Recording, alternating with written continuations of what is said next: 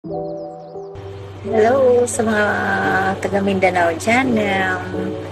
Um, Ituro ko ngayon yung paano magpapaganda. Hello guys, lalo na sa mga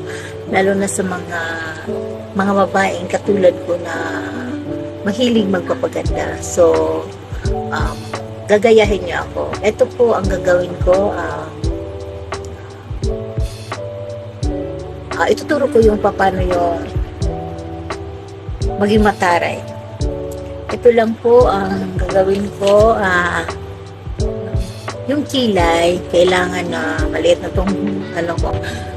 Yung kilay, kailangan mula dito, ganyan yan. Start dito yan.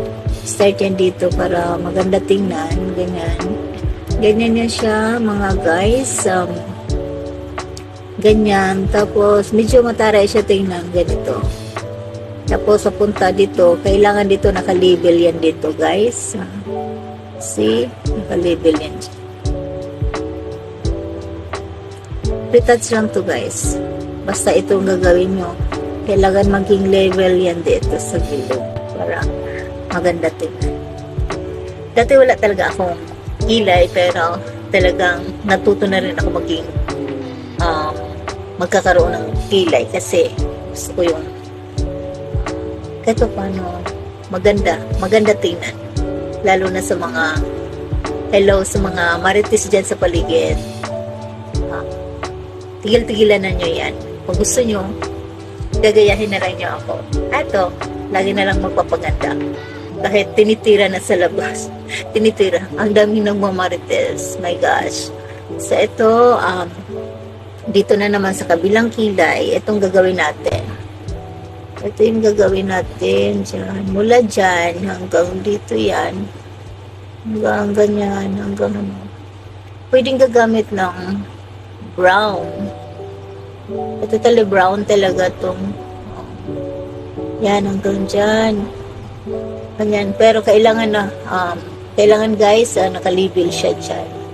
Hanggang dyan. Ganyan talaga ang paglagay ng kilay. Hindi lang basta-basta magawa ng kilay. Okay?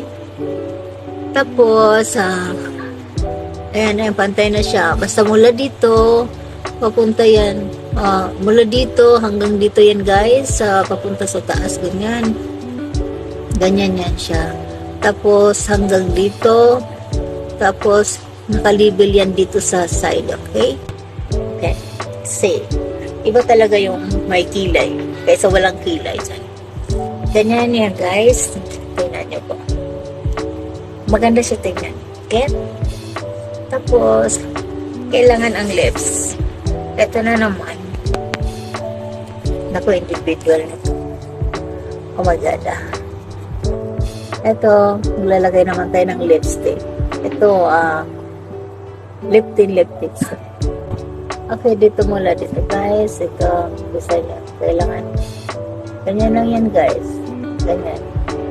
Tapos dito sa gilid. Sa gilid lang yan guys. Ayan.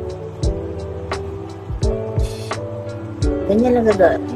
Simple na. Kailangan nakalabel yan dito.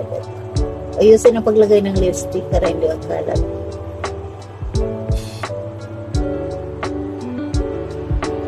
Kaso lang itong lipstick na to ay talaga pang matagalan to kasi